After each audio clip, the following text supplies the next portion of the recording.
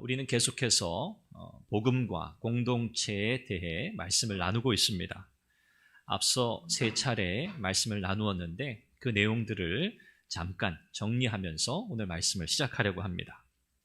하나님께서 교회를 신앙 공동체로 세우셨습니다.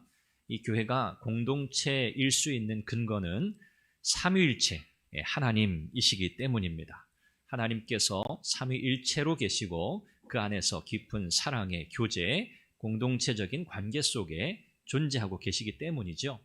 그 하나님께서 하나님의 형상대로 사람을 창조하셨습니다. 사람의 창조에 여러 특징들이 있는데 그 중에 하나님의 형상으로 지음받았다 할 때 우리는 그 가운데서 인간은 관계적인 존재로 지음받았구나, 하나님의 형상을 그렇게 닮았구나 라는 것을 우리는 깨닫게 되죠. 그러나 타락 때문에 인생은 창조주 하나님에게 고정하고 시선을 고정하고 살아야 하는데 타락 때문에 하나님에게서 시선을 돌려서 자기 자신에게로 향하게 됩니다. 자기 중심적인 삶을 살아가기 시작하고요. 불신앙과 우상숭배에 빠지게 되고 다른 사람들과의 의미 있는 관계를 맺지 못하는 그런 불행한 삶을 살아가게 되었습니다. 하나님과의 관계 속에서 누리는 기쁨과 즐거움, 또 그것이 다른 사람들, 하나님이 지으신 다른 사람들과의 관계 속에서 누리게 되는 즐거움으로 연결되지 못한 거죠. 그러나 예수님께서 우리를 구속하심으로 인해서 하나님과의 관계를 회복시키셨고요. 하나님께서 이와 같이 우리에게 본래 창조하실 때 부어주신 관계 속에서 누리게 되는 기쁨을 다시 누리게 하셨습니다. 우리는 이 관계의 회복을 이룰 능력을 공급받게 된 거죠. 그리고 이와 같은 관계 속에서 하나님의 선하신 뜻을 이루어가고 참된 기쁨과 행복을 누릴 수 있도록 지속적인 변화가 이루어지도록 하나님이 우리를 끊임없이 붙들고 계시는데 그 현장이 바로 교회라는 것을 우리는 살펴보았습니다. 저와 여러분들이 교회에 있다, 우리 교회의 지체가 되었다라고 하는 것은 하나님이 우리 안에서 지속적인 그 변화, 관계 속에서 우리를 하나님의 선하신 뜻 가운데로 이끌어 가시는 그 놀라운 은혜 속에 우리를 부르셨다는 것을 의미합니다. 그래서 우리는 여전히 이 공동체 안에서 머물러 있어야 하고요. 물론 우리는 연약한 존재입니다. 여전히 문제가 많죠. 그러나 이 공동체 안에서 우리가 갈등도 경험하고 때로는 실패도 경험하게 되지만 그러나 이 경험이 우리를 절망이나 낙심이나 인생에 대한 어떤 패배감으로 우리를 끌고 가는 것이 아니고요. 우리가 실패하지만, 우리가 갈등을 겪지만 오히려 우리는 믿음으로 복음의 은혜를 바라보고 우리 주님을 더욱더 의지하게 된다는 겁니다. 이것이 하나님의 은혜입니다. 우리 중에 실패하지 않는 사람이 있나요? 우리 중에 관계에 갈등이 없는 사람이 있나요? 없습니다. 정도의 차이는 있을 수 있습니다. 상황이 다를 수는 있습니다. 그러나 하나님 앞에서 우리는요, 다 그렇게 연약한 존재입니다. 세상 사람들과 오늘 예수 믿는 저와 여러분들이 다른 것이 무엇입니까? 우리는 실패 때문에 슬퍼하기도 하고요. 가슴을 치기도 하고요. 애통하기도 합니다. 그러나 그 슬픔, 그 고통, 그 애통함에 우리가 매몰되지 않고요. 그것을 믿음으로 이겨내고 또 주님을 바라봅니다. 이것이 예수 믿는 저와 여러분들의 삶인 줄로 믿습니다. 그래서 우리는 모든 것들을 믿음으로 바라보고 믿음으로 또 이겨내야 합니다. 하나님께서 저와 여러분들을 교회로 부르신 것은요, 우리가 함께 그 한 하나님을 믿고 섬기고 사랑하면서 복음의 은혜 가운데서 서로를 향해서 더 깊은 관계 속에 들어가도록 하시기 위함입니다. 그래서 우리가 있는 겁니다. 우리가 이곳에 함께 모이지만 서로 남남인 것처럼 살아간다면 우리가 여기에 모이는 이유가 없습니다. 우리가 이곳에 모여서 서로의 약함도 보고 서로의 단점도 보고 서로의 허물도 보지만 그러나 우리 주님이 보시는 그 눈으로 우리가 바라보아야 합니다. 오늘 우리가 어떤 자격이 있어서 주님이 우리를 용납하신 게 아니죠. 우리가 그럴 만해서 하나님께서 우리를 받아주신 게 아니죠. 우리는 무가치한 존재였어요. 그러나 하나님이 우리를 받아주셨죠. 이것이 은혜입니다. 오늘 저와 여러분들에게는 이 공동체를 바라볼 때에도 같은 시각이 필요합니다. 그렇죠? 여러 차례 여러분들과 말씀을 나눈 바입니다. 오늘 하나님께서 우리 선한교회 귀한 믿음의 지체들을 복음의 은혜 가운데로 더 깊이 이끌어 주시기를 바랍니다. 그래서 그 복음 안에 있는 이 풍성한 생명의 능력이 오늘 우리 선한교회 안에 넘쳐 흘러가고요. 또 이곳에만 넘치는 게 아니라 세상 속으로 흘러갈 수 있기를 간절히 바랍니다. 성경 말씀을 보면 하나님께서 오늘 하나님의 백성들이 어떻게 살아야 하는지에 대해서 여러 가지로 많이 말씀하셨어요. 굉장히 많죠. 가득합니다. 하나님의 백성들은 이렇게 살아야 한다라는 말씀이죠. 그러나 우리가 이 하나님의 말씀에 순종하려고 할 때 늘 우리에게는 큰 문제가 있습니다. 우리가 하나님의 말씀을 온전히 순종하지 못하는 경우가 너무 많다는 거예요. 우리에게 순종할 능력이 없어서일까요? 그건 아닙니다. 왜냐하면 우리가 예수님 믿고 나면 하나님께서 우리에게 은혜를 공급하셔서 하나님의 말씀, 하나님의 명령에 순종할 수 있는 힘을 공급하시기 때문에 그렇습니다. 그래서 순종할 능력을 우리에게 주시는 거예요. 그래서 그 말씀을 순종할 수 있게 하시는 거죠. 그런데 우리는 여전히 그 말씀에 순종하지 못해요. 하나님의 명령에 따르지 못해요. 왜 그럴까? 무엇이 문제인가? 우리가 이것을 잘 생각해야 합니다. 그리고 그 문제를 해결해야겠죠. 성경에 많은 말씀들, 많은 명령들이 있어요. 형제를 사랑해라, 서로 우애해라, 서로 존경해라.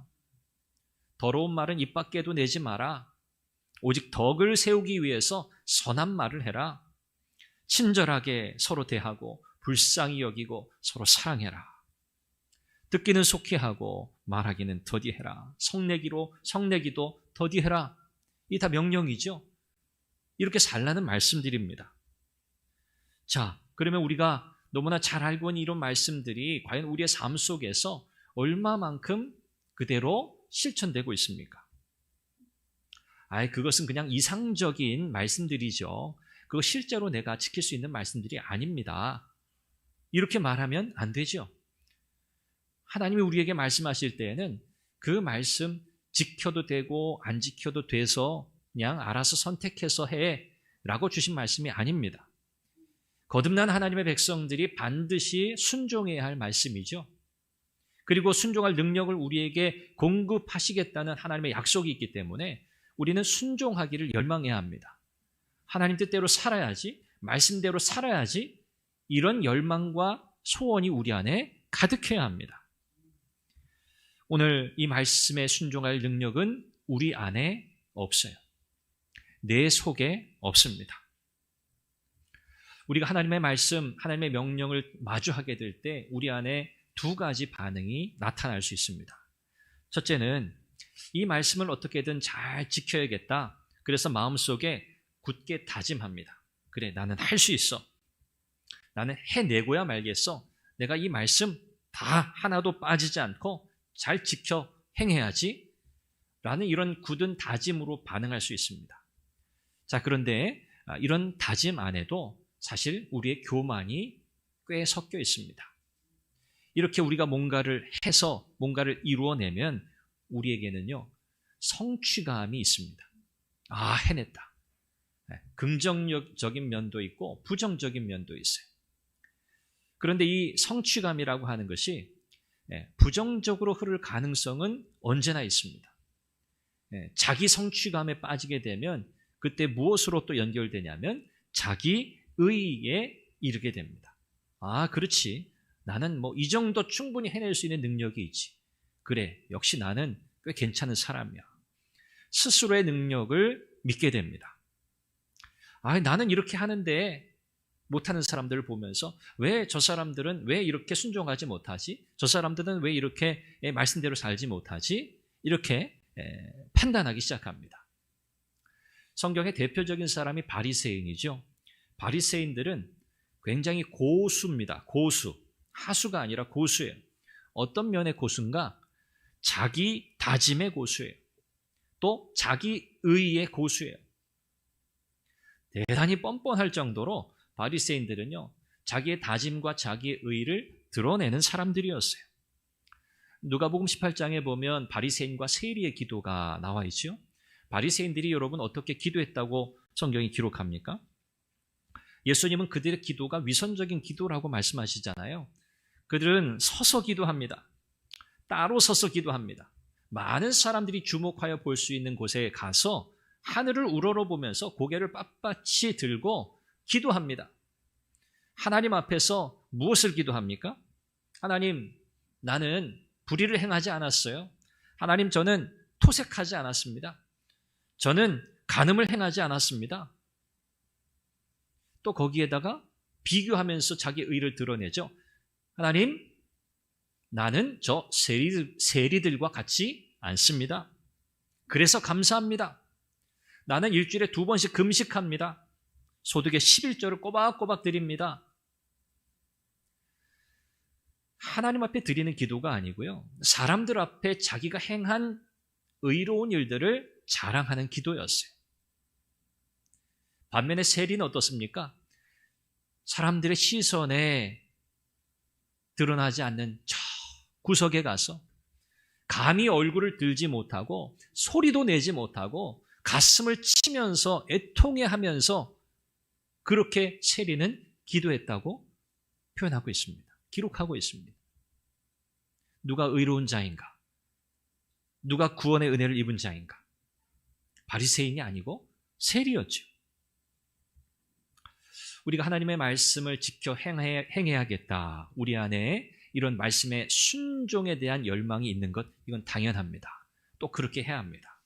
그러나 우리가 자칫 잘못하면 그 말씀에 순종하는 그 행위 자체를 우리 자신의 의, 자기 성취, 자기 도취의 재료로 삼을 수 있습니다.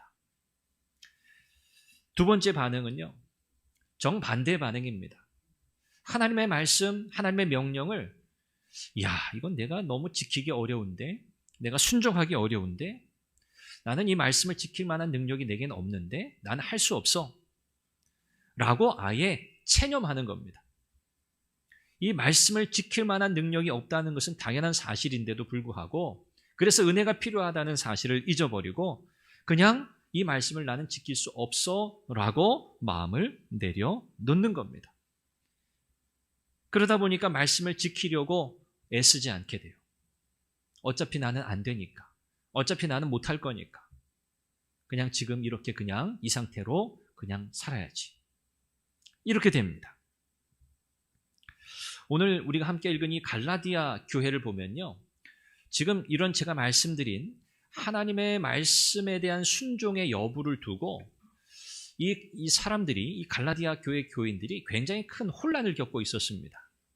근데 이 혼란이라고 하는 이 문제는 어디서 왔냐면, 지금 이 갈라디아 교인들이 스스로 내가 어떤 행위를 해서 하나님 앞에 인정을 받고 칭찬을 받고 의롭다고 여김을 받을 수 있다고 생각하는 사람들이 있었어요.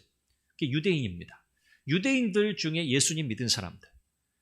그들은 하나님 앞에서 이렇게 하면 인정받으리라 생각했던 사람들이에요. 이 이방인들은 어떻습니까? 이방인들 중에 그리스도인들이 있었어요. 그러니까 섞여 있는 거죠. 갈라디아 교회 안에. 이방인들 중에 예수님 믿은 사람들. 그들은 율법과 상관없이 살던 사람들이에요. 유대인은 율법을 지켰잖아요. 목숨처럼. 그리고 그들은 할례. 오늘 이 갈라디아 교회도 이 할례 때문에 논쟁이 일어나게 되었는데, 갈등이 일어나게 되었는데, 이 할례의 문제, 이방인들은요, 할례를 행하지 않았습니다. 또 거기에 구속되지도 않았습니다. 그들은 하나님의 율법과 상관없이 살던 자들이기 때문이죠. 그래서 내가 율법을 지켜야겠다, 하나님 말씀을 지켜야겠다, 여기에 대한 어떤 부담감도 없는 사람들이에요. 그러니까 자유로운 사람들이죠. 이 두 부류의 사람들이 이 갈라디아 교회 안에 믿음의 구성원들로 함께 있었어요. 그런데 이들 안에 일어난 이 혼란이 뭡니까? 이들이 자기 자신이 하나님 앞에서 하나님 말씀대로 살아야겠는데, 순종하며 살아야겠는데, 이 말씀을 너무 극단적인 반응으로 서로 다르게 보이고 있는 거예요. 우리는 하나님 말씀, 유대인들이 말하는 그 율법, 우리는 거기에 전혀 구애받지 않는 삶을 살아왔기 때문에 우리가 지금 그 말씀을 지켜야 할 어떤 의무, 필요성 우리는 모르겠다는 거예요. 이방인들의 입장이죠. 유대인들은 그렇지 않은 거예요. 유대인들에게 할례는 목숨과 같은 일이거든요. 그들의 정체성이잖아요. 하나님의 백성이라는 정체성, 외적인 증거였잖아요. 그러다 보니 이 유대인들 중에 예수 믿은 사람들은 아직도 복음 안에 그들에게 주어진 이 율법으로부터의 이 자유라는 의미를 깨닫지 못하고 여전히 거기에 매여 있었어요. 그러니까 예수 믿어도 할례 받아야 한다는 거예요. 할례 받아야 한다는 거죠. 이처럼 할례를 대하는 이 태도에 의해서 이 갈라디아 교회는 큰 갈등이 일어났습니다. 뭐 할례 가지고 뭐 이렇다 저렇다 뭐 그렇게 다투느냐 싸우느냐 그렇게 말할 수 있겠습니다만 사실 그렇지 않았어요. 굉장히 큰 주제였습니다. 이럴 수도 있고 저럴 수도 있는 그런 문제가 아니었다는 이야기죠. 자, 이런 갈라디아 교회 교인들 안에 일어난 이런 이 갈등과 이 논쟁, 하나님 말씀에 순종하는 여부를 두고 이런 혼란이 일어났다는 거예요. 왜 이런 문제가 생겼을까? 할례를 받아야 된다? 아니다. 할례 왜 받느냐?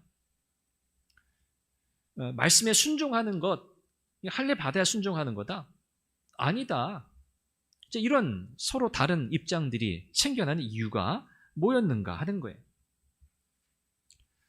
오늘날 교회 안에도 이런 비슷한 논쟁들이 여전히 있습니다. 우리가 어떻게 살아야 한다라고 하는 나름의 어떤 조건들이 있죠. 기준들이 있죠. 신앙생활을 이렇게 해야 한다, 저렇게 해야 한다. 뭐 교회를 출석하는 여부라든지 또 뭐 셀의 그룹에 소그룹에 함께 소속이 되어서 함께 참여하고 활동하는 일이라든지 뭐 우리 언어 생활이라든지 뭐 심지어는 정치적인 어떤 입장이라든지 뭐 이런 것들이 굉장히 중요한 하나의 기준이라든지 어떤 우리의 어떤 이 경계, 우리의 이 공동체의 경계를 드러내는 그런 표지들로 삼을 때가 많습니다. 그러니까 그런 것들을 다 지키면서 그것들을 통해서 내 자신의 정체성을 확인하는 거죠. 나는 이러한 것들을 나는 지키고 있고 행하고 있고 그래서 나는 하나님의 백성이다. 나는 그리스도인이다. 라고 생각하는 거예요. 또 어떤 사람들은요. 이러한 것들로부터 아주 자유로운 사람들이 있어요. 그런 것들 다 얽매이는 것들이 아니냐. 그런 것들로부터 다 자유로워야 한다. 이렇게 생각하는 사람들도 있습니다. 거기에서 또 그분들은 나름의 정체성을 찾습니다. 자, 이런저런 입장들이 있을 수 있는데 근데 여기서 중요한 게 있어요. 사실 하나님의 말씀에 순종하지 못하게 되는 이 둘 다 마찬가지거든요. 순종하지 못하게 되는 근본적인 이유는 뭐냐면 이 갈라디아 교인들이 그랬습니다만 그들의 정체성을 다른 데서 찾고 있었다는 거예요. 그들이 하나님의 말씀을 순종하는 그 순종의 근거, 순종의 이유를 다른 데서 찾고 있었다는 거예요. 그들은 어디서 찾아야 했습니까? 그들의 정체성? 우리가 왜 하나님의 말씀에 순종해야 하는가? 또 우리가 순종해야 할 하나님의 말씀이 무엇인가에 대해서 그들이 어디에서 그 근거를 찾아야 했습니까? 오늘 성경에도 말씀하지만 그리스도 안에서 찾아야 돼요. 예수 그리스도 안에서. 우리가 어떤 행위를 해서 그것으로부터 우리의 믿음, 우리의 정체성을 찾는 게 아니고요. 예수 그리스도 안에서 찾아야 돼요. 사도 바울이 이 문제로 갈등을 겪고 있는 이 갈라디아 교회 교인들에게 복음의 메시지를 다시 선포합니다. 그리고 이 모든 문제들을 다 정리해서 오늘 본문 6절에 딱 이 문장으로 마침표를 찍고 있는 거예요. 6절 말씀 뭐라고 말씀합니까? 그리스도 예수 안에서는 이거예요. 지금 갈라디아 교인들이 지금 잘못 짚고 있다는 거예요. 어떤 행위를 해서 여러분들이 하나님께 인정받고 여러분들이 하나님의 말씀에 순종하고 그게 아니라는 거예요. 또 이 말씀과 우리는 전혀 상관이 없다고 우리는 자유하다고 그냥 자기 마음대로 자유로운 신앙을 하겠다는 사람들도 방향을 잘못 잡고 있다는 거예요. 오직 우리가 하나님 앞에 믿음으로 살아가고 하나님 말씀에 순종하는 삶을 살고자 할 때 우리의 근거는 예수 그리스도 안에 있어야 한다는 거예요. 우리가 왜 순종해야 하는가? 우리가 무엇을 순종해야 하는가?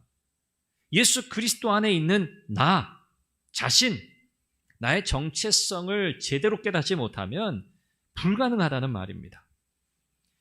예수 그리스도 안에서 할례나 무할례나 효력이 없으되, 바로 이거예요. 한편에서는 할례를 꼭 받아야 된다.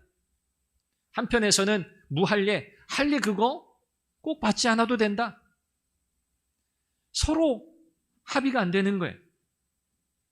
그것이 너무 뚜렷한 자기의 정체성을 드러내는 기준이었으니까 그것 가지고 싸운다는 거예요. 이걸 했느냐 안 했느냐. 그런데 바울이 뭐라고 얘기해요? 그것은 복음으로 교회를 바라보는 관점이 아니라는 거예요. 복음의 은혜 속에서 교회를 바라보고 지체들을 바라보게 될 때 우리 모두 다 예수 그리스도 안에 있는 존재임을 깨달아야 한다는 거예요. 그리스도 안에 있다는 게 무슨 뜻입니까? 우리가 예수님으로 인해 죄사함 받고 하나님의 자녀로 받아들여진 거잖아요. 하나님의 은혜로 용납받은 거잖아요. 그 사실을 기억해야 하는 거죠. 그래서 뭐라고 마지막 결론을 내립니까? 할례든 무할례든 효력이 없다. 아무 의미 없다는 거예요. 그러면서 마지막 사랑으로서 역사하는 믿음뿐이니라 그랬어요. 사랑으로서 역사하는 믿음뿐이라. 먼저 중요한 표현은 그리스도 예수 안에서입니다. 그리스도 예수 안에서. 여러분, 이것은 우리에게 너무 어떻게 생각하면 잘 알고 있는 표현이고 너무나 잘 알고 있는 표현이어서 여기에 대한 의미를 우리가 그렇게 깊이 사실은 되새겨보지 못하는 표현인 것 같은데, 이 그리스도 예수 안에서라고 하는 것은요, 복음의 핵심이에요. 모든 문제의 해결의 열쇠예요. 그리스도 예수 안에 있다는 사실로부터 우리는 모든 이 신앙의 삶, 우리의 인생 전체를 바라보게 되는 거예요. 그리스도 예수 안에 있다. 어떤 의미입니까? 예수 그리스도를 믿는 이 믿음으로 말미암아 우리는 새 생명을 가지게 되었다는 거죠. 새 생명을 받았다. 예수님의 죽으심이 나의 죽음을 대신했다는 뜻이죠. 예수님의 부활이 곧 나의 부활이 되었다는 뜻이죠. 하나님께서 그리스도 안에 있는 믿음으로 말미암아 우리를 구원하셨을 때에는 할례나 무할례는 더 이상 문제거리가 되지 않는다는 거예요. 할례를 했다고 이 사람이 진짜 믿음의 사람인가? 할례를 받지 않는다고 이 사람은 하나님의 사람이 아닌가? 그런 기준 될 수 없다는 겁니다. 우리에게 유일한 기준, 신앙 공동체로서의 이 고유한 특징을 지키도록 만드는 유일한 바운더리, 경계선 기준이 있다면 그것은 사랑으로 역사하는 믿음뿐입니다. 사랑으로 역사하는 믿음. 자, 여기서 우리가 이 표현을 잘 이해해야 합니다. 사랑으로 역사하는 믿음. 자, 여기서 지금 말하려고 하는 것은 믿음인데요. 이 믿음을 무엇과 묶어서 설명하고 있나요? 사랑과 묶어서 설명하고 있어요. 영어 성경에는 only faith, working through love 그랬어요. 사랑을 통해서 working, 작용하는, 일하는, 움직여지는 only faith, 믿음, 오직 믿음. 믿음과 사랑이 연결되어 있습니다. 그래서 믿음이 없으면 진정한 사랑이 될 수 없어요. 사랑이 없으면 진정한 믿음이 될 수 없어요. 두 개가 연결되어 있어요.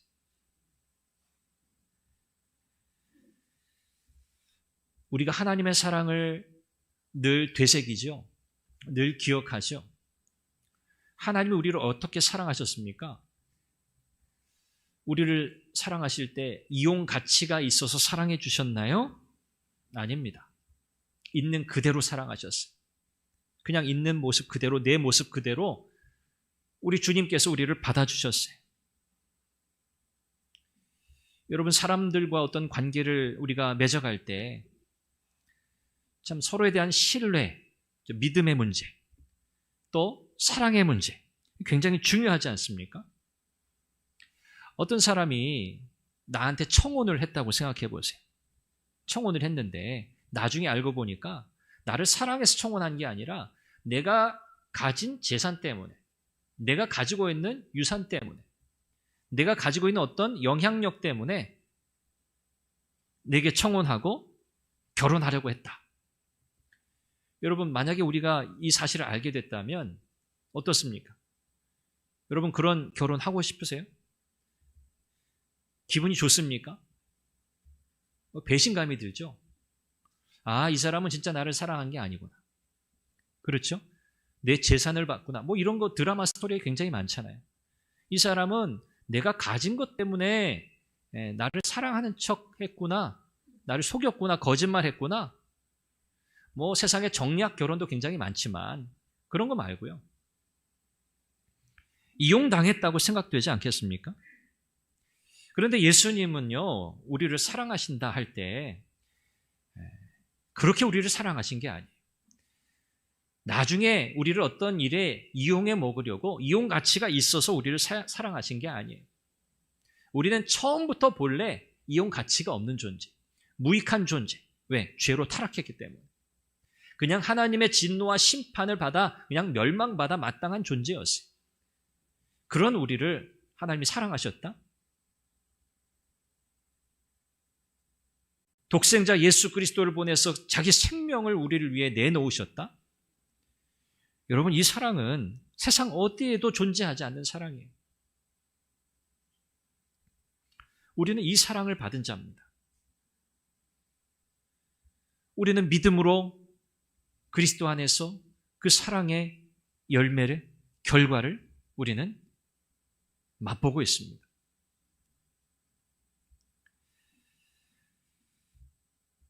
믿음의 부재, 믿음이 없으면요, 사랑도 없습니다.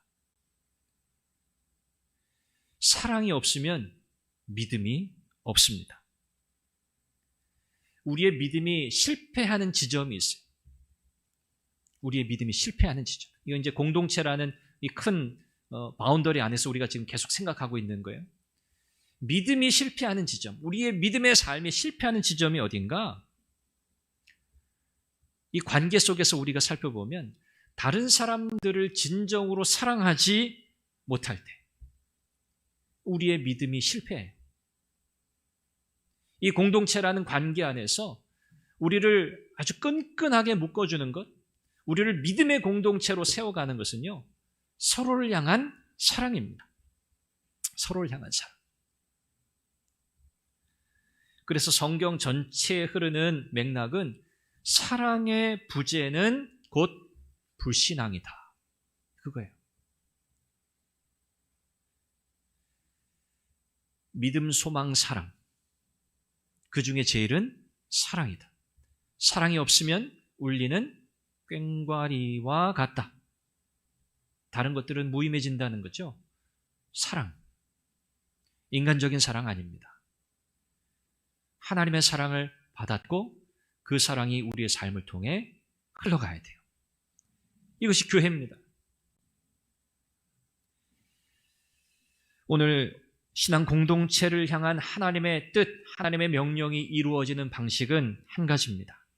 사랑을 통해 역사하는 믿음이 우리에게 있을 때, 하나님은 우리에게 하나님이 말씀하신 그 수많은 명령들을 순종할 수 있는 능력을 우리에게 공급해 주십니다. 이 원리를 우리가 잘 깨달아야 해요. 오늘 우리의 삶을 가만히 들여다봐야 합니다. 내 안에는 과연 오늘 성경이 말씀하고 있는 이 사랑, 이 하나님의 사랑이 흘러가고 있는가? 나를 통해서 내 안에 그 사랑이 담겨 있는가? 그렇지 못하다면 우리는 우리 안에 불신앙을 마주하게 될 겁니다. 우리가 예수 그리스도의 십자가 그 보혈의 은혜, 또 우리를 향하신 하나님의 무한한 사랑, 그 사랑에 우리가 전적으로 기대고 그것에 의존하기 시작하면 성령께서 역사하십니다. 성령께서 하나님이 우리를 사랑하신 것처럼 다른 사람들을 사랑할 수 있는 힘과 용기와 지혜도 주실 줄 믿습니다. 그래서 우리는 하나님을 전적으로 의지해야 돼요. 우리의 힘으로는 사랑할 수 없어요. 우리의 성격으로는 용납할 수가 없어요.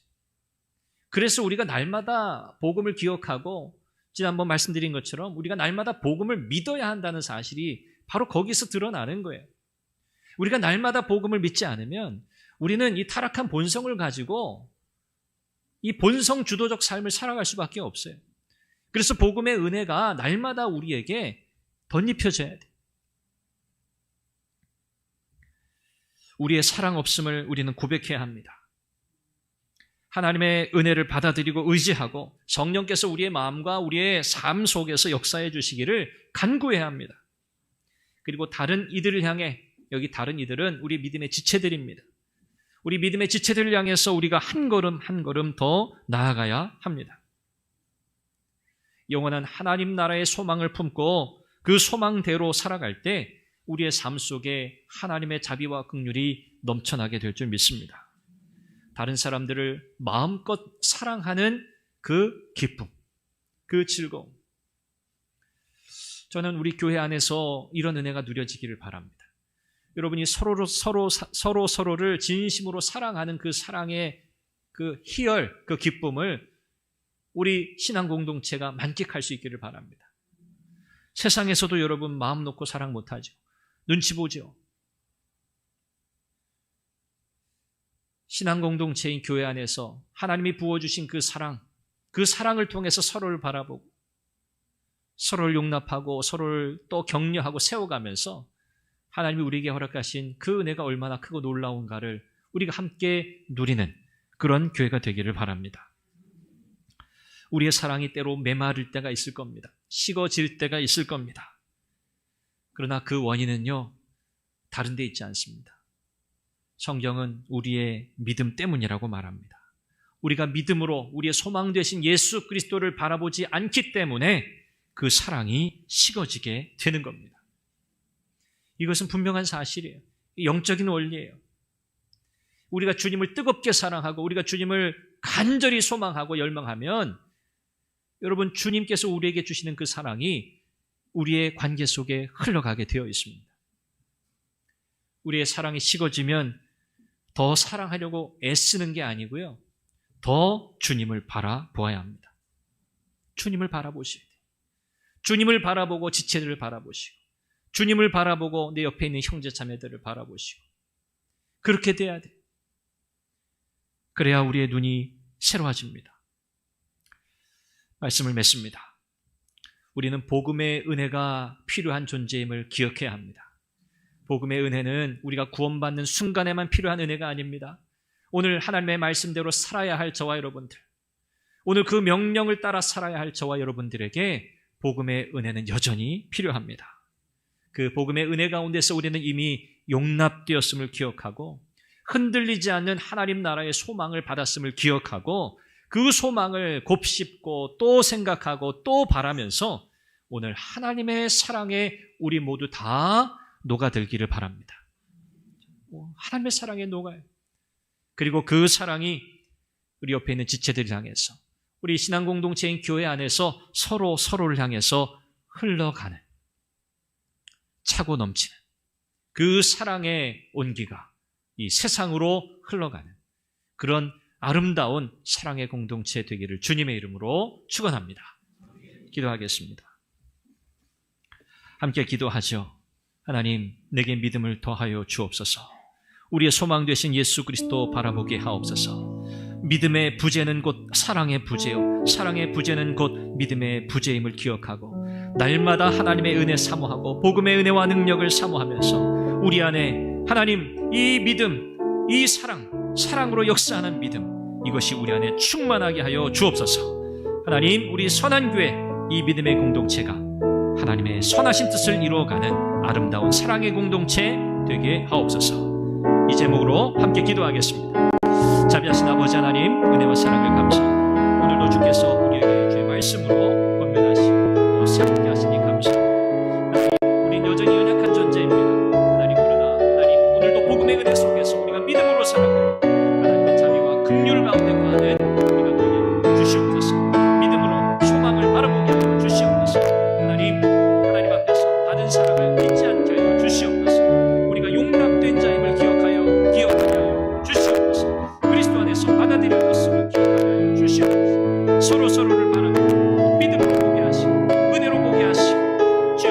은혜와 긍휼로 바라볼 수 있도록 은혜를 더하여 주시옵소서.